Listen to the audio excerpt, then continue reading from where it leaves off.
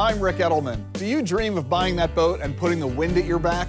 Well, we're going to show you how it's done and what it'll cost. We're also going to ask some tough questions. Who needs life insurance? And should you pay off your mortgage? And how did supermodel Kathy Ireland become a super mogul? All this coming up on this week's edition of The Truth About Money.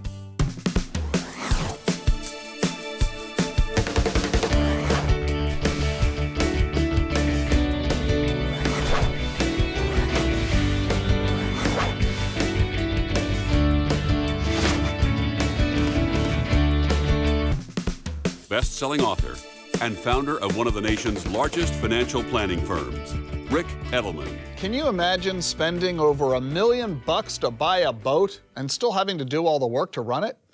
Well, that demands an explanation. So we sent my colleague, investment advisor Brandon Corso, to get the story. Rick, I'm in Fort Lauderdale, Florida on a sailboat.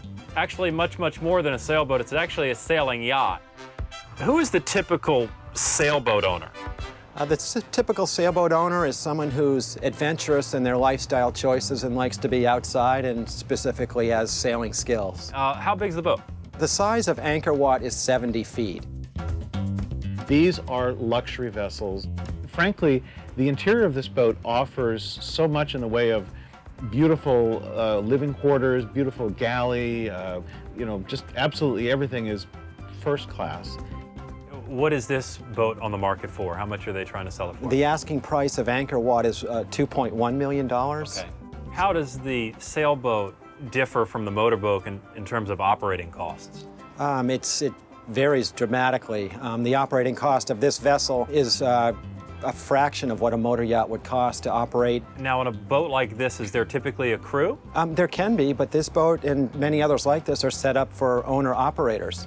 Why does somebody buy a sailboat as opposed to a motorboat? This vessel would be equipped with very sophisticated navigation and communication systems, very sophisticated systems for operating electrics and so on. But it does require, frankly, more hands-on skill and knowledge than it might if you were going to a strict powerboat equivalent, let's say. The powerboat people, because what they're looking for in large part has to do with that calculation on how far can we get without having to refuel. And the sailboat owners would just say, hey, put a sail on it, and then you can go further. Absolutely, right. And keep going. This boat's awesome. But for somebody who's considering getting, their first boat, their first sailboat, can you kind of walk me down and explain, what can you get a sailboat for on the lower end of the spectrum? Call it a 40-foot sailboat that a family could go out and enjoy. You may be as low as $50,000 to get an entry-level sailboat. But you can even go less than that if you're a younger person perhaps and you are physically able to operate a smaller boat. And we definitely try to encourage that because we know that the 20-year-old or 18-year-old who's sailing a smaller boat now will still be with us in 25 years on a larger vessel. Well, thank you very much. Thanks for showing me the boat. Oh, you're very welcome. A great pleasure. Thanks. See you. Thanks, Brandon. Yeah. Welcome back to the show, Brandon. Great to be here. So clearly, people who buy a sailboat of that type don't regard it as work. They regard the work as the fun. Oh, there's a passion there. I mean, in spending time with these boaters, one thing I learned is they usually grew up around boating. I don't have a boating background, and my type of sailboat would be one with a motor on it. But these are people that are out there that just love what they do. And I would have assumed that boaters was a solitary life because they're out on the water by themselves in their boat. But in fact, it's remarkably social. And very active. And a lot of the boaters, it's a clique, if you will. And so they're going out to dinner the same places. They're on the water the same times. And it really is a family atmosphere. But it isn't something that you can go and do without any prior experience. Operating, as they said, a sailboat requires quite a bit of knowledge and skill. Exactly, and if you haven't been brought up, I think, in that boating environment where you've seen your parents and uncles and whoever take you out, then I think you probably would have to hook up with a friend or take a class to learn how to operate one effectively. And you talked about going from a smaller boat and growing as you gain greater proficiency and greater wealth from a smaller boat of 20 or 30 feet all the way up to that, which was over 70 feet long. Does that mean that as you trade your boats that you are spending money all along the way? In other words, are boats like cars, or are they more like houses which theoretically grow in value? Well, I think that you're going to spend more and more money as you buy bigger and bigger boats, but there is a financial drain in owning a boat that's similar to a car, and I don't think they appreciate in value. Brandon, thanks very much. My pleasure. The one group of people who never need their own life insurance is single mothers, children, widows, or the unemployed. The answer is coming up in just a few minutes. At a recent conference, investment advisors were asked just one question: is financial success still possible? It's absolutely. When times are bad and people get nervous, people generally think and look at the future as continuing in the same direction. It doesn't happen that way. When you least expect it, it changes. Don't give up. Seek advice. Get help. Take the advice once you get it. Just like losing weight. Follow the diet. It'll work. Just have to be patient. Absolutely, success is still possible. Again, you just have to approach things in a well thought out manner, set realistic expectations, and then stick with your plan and strategy. Absolutely. Absolutely. We've just come out of a period, a 10-year period, where the market has underperformed its average, and it will return to its average, so that means there's a very good likelihood that the next 10 years will be far better. I am optimistic.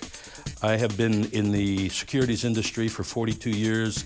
I've seen squeeze points, I've seen crises, I've seen all kinds of circumstances come to a head. They normally work their way out of the system, and things have a way of continuing on. So yes, I'm optimistic. Yes, it is. You must have blended portfolios that balance risk and will perform in both good times and bad. You must have assets that are correlated to markets and assets that are not correlated to markets. That is the second biggest mistake clients make. Absolutely, success is still possible. It's dependent on who you surround yourself with. Absolutely. There's no reason that we can't have success over the long term if we lose the focus on the short term.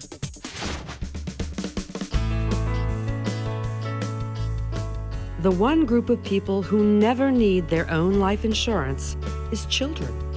With no dependents to provide for, there's really little reason for a child to have an insurance policy.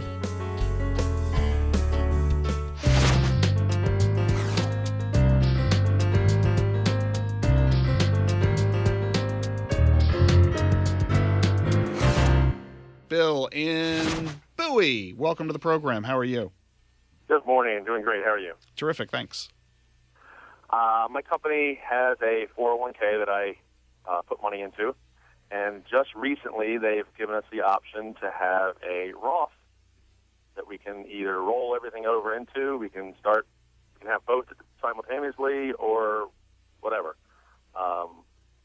What do you guys think about that? It's increasingly common for employers to do this. Well, let's talk about, Bill, what you'd give up if you made that change. Are you married? Yeah. And what's your total family income? $125,000.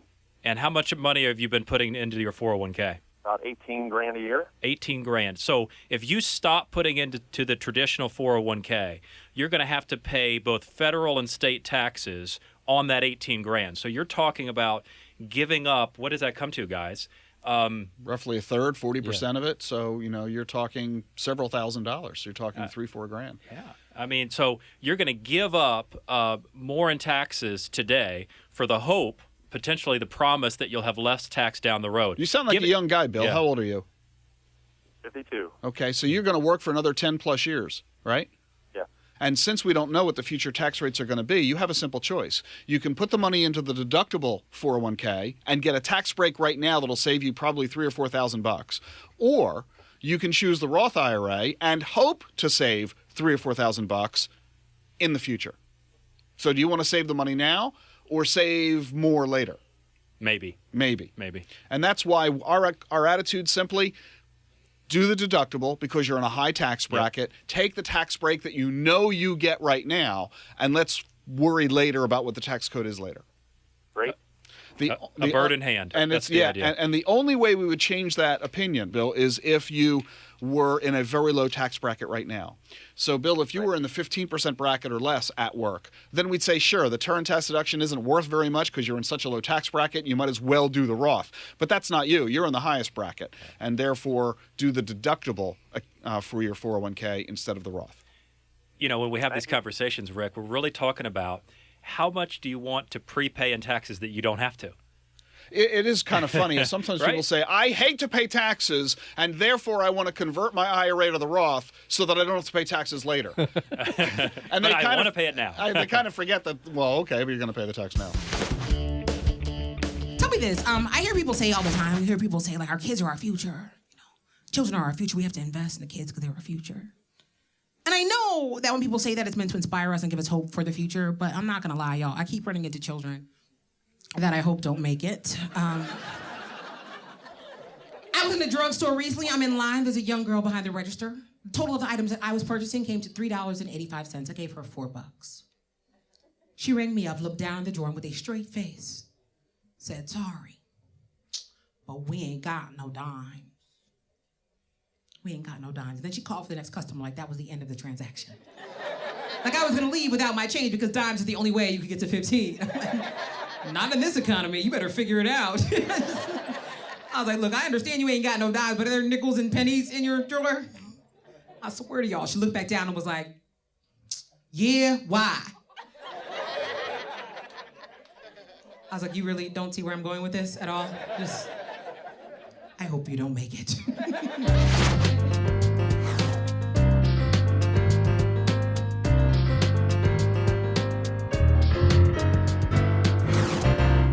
Hi, Rick. My question is regarding when to start a retirement account. That is cashing in a retirement account. I have a pension from a former job, and I'm 62, and the pension is basically an annuity, so I have no cash out option. So my question is, since there's a fair amount sitting there, would it make sense to start that early in the next year or two, and then just take the money out, put it in an account, and continue to start making some investment off that? Because it's annuity, I never have an option to get all of that. So you have a pension where you get a monthly income for the rest of your life. That's correct. And you've got a bucket of money in a retirement account as well. Yes. Do you need the money from it? What are you living on right now? My current income. So you're not yet retired? Not yet retired. And is your current income sufficient to meet your needs? Yes. Then leave the money in the retirement account alone. Let it continue to grow on a tax-deferred basis. If you withdraw the money, you're going to have to pay taxes on that money. Are you over the age of 59 and a half? Yes. So you would pay taxes. You don't have to worry about a 10% penalty, but you'll still incur a tax liability to withdraw the money. There's no reason to do that. Why pay the penalty if you don't need the cash? So leave the money in the retirement account until you have to start making withdrawals, which will either occur in your 70s or when you do retire and you need to make up that income. Now, one thing you might want to consider is taking a look at where the money's invested. The money's currently in the retirement account at work. Yes, it is. So we might want to evaluate how the money is invested to make sure that it's invested properly to meet your expected needs in retirement. Very often we find people have the money invested too conservatively or with too much risk, or they've chosen investments that are too high in fees, and as a result, they're not earning as much in that account as they really could. So I'd be more concerned about looking at how the money's invested in the retirement plan than worrying about taking withdrawals from it at this point. Well, there is a caveat. 2 points. I have no control over the investment of the money. It's a fixed fund. And the company was bought out a couple years ago, so it's under another company that's managing the funds today. So I really don't have much control over the funds. So the question is, I've got money sitting out there in a retirement fund. What kind of retirement account is this? It's not a 401k. It's not a 401k. It's a defined benefit plan. Yes. Which means you're going to get another pension. Yes. So you've got one pension check coming already, and you're going to get another pension check when you retire. Yes. And he says he has a problem. Keep working, retire when you're ready, and enjoy the checks when they come. Thank you. Like my wife and I have retirement accounts, and they are on a linear decrease since 2008. Real excited about that. I have to look at it every month and to be so depressed. People are like, you just don't look at it. I'm like, yeah, that'll work. It'll just bounce right back if you don't look at it. It's like, you'd be better off, like we could take all of our retirement money, my wife and I, go to the casino, and losing at slot play would be outperforming our portfolio. That's how bad it is. That would be a better decision. Actually, it's way better because casinos give comps. Hey, we have really been siphoning a lot of money out of your retirement account. Don't think we didn't notice. Here's what we want to do, and I'm very proud to offer you not one, but 2 free meals at the Sizzler. And that's for you, and we hope that you will let us continue to pillage from your retirement account. And thank you very much.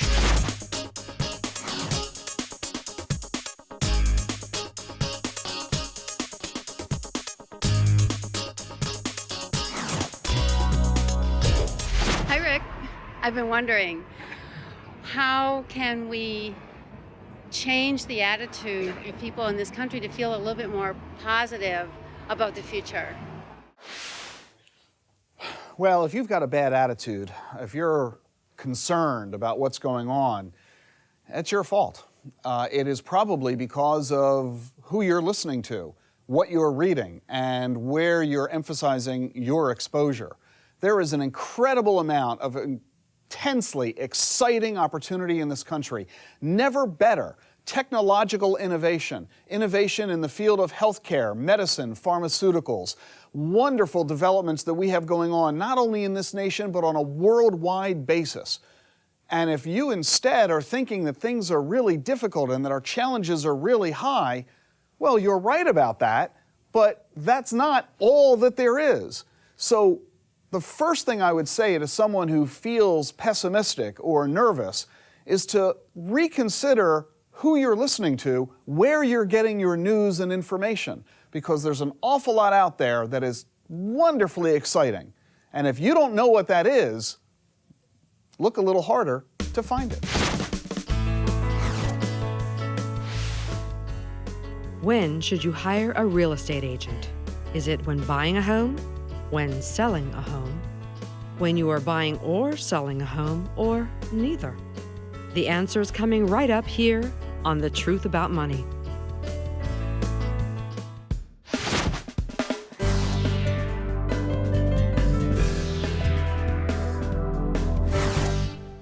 Kathy Ireland was a supermodel. She appeared on the cover of Sports Illustrated 3 times, but that was not the pinnacle of her career.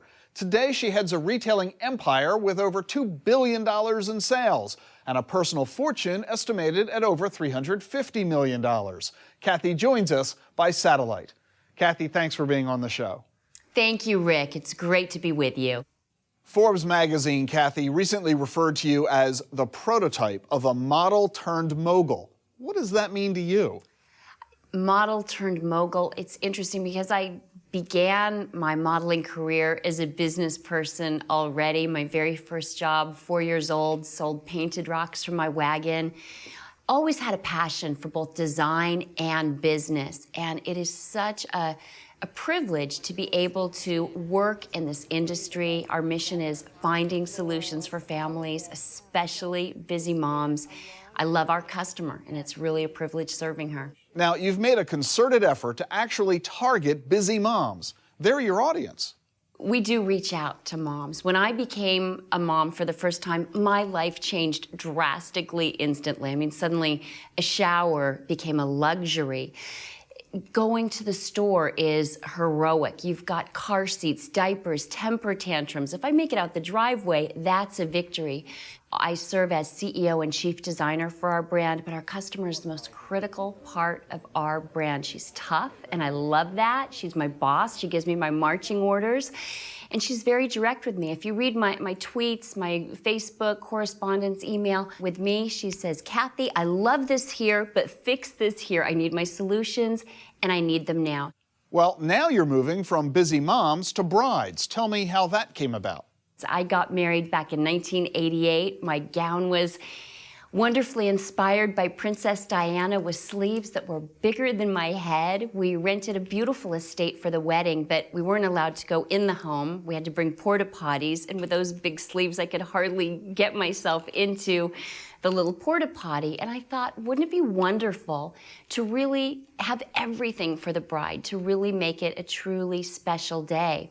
And one of the great blessings of that long ago modeling career is all the rejection. So when people said no, it didn't bother me. When you believe in something, when you have a passion for it, it's worth fighting for. And I knew for us to truly serve brides, we had to get it right. You cannot mess up a bride's big day. Is part of the strategy to reduce the cost of weddings? Weddings can be extremely expensive and stressful, and sometimes more attention is put on the wedding than the marriage. We seek to serve brides and really help take some stress out of that time. And finding a bridal partner in our gowns who can really give that great price to value ratio. So she's getting a wonderful value, and also being able to serve her in other areas, jewelry. And if she is looking for a really great value at all of our price points, we've got it, whether it's our opening price point $50 designs or 35,000 plus pieces, really suiting her individual needs. Also crystals and fine china, everything for the home. When she's getting married, she's nesting. And so we learn a lot about our brides. Now, part of that design extends to the wedding properties that you're making available. What are you trying to accomplish here? We have properties in Hawaii, Santa Barbara, Los Angeles, Palm Springs, design studio estates that lend themselves so beautifully for weddings, for brides, for honeymoons.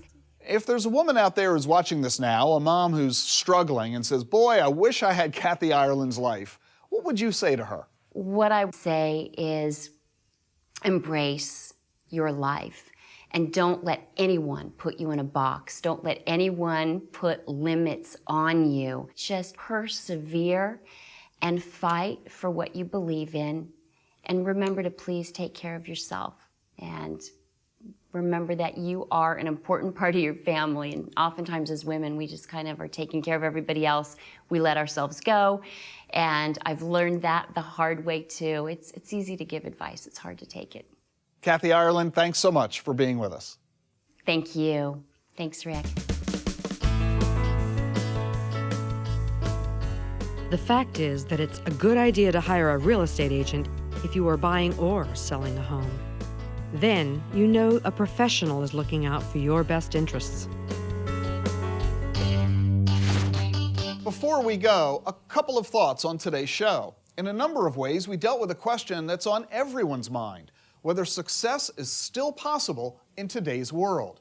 Sometimes it doesn't seem like it. We often feel like we'll never live as well as our parents did, and we worry about our kids who are struggling with college debt and a tough job market. But success can still be yours, and I want to assure you that if your income does drop after you retire, it means you've blown it. Oh, for sure, wishing won't get you into $1 million sailing yacht, but as I told that woman in Chicago, relentlessly concentrating on the negative won't get you there either. Hard work, planning, and above all, a positive attitude, that's how you can ensure your success. And that's the truth about money. I'm Ric Edelman. See you next week.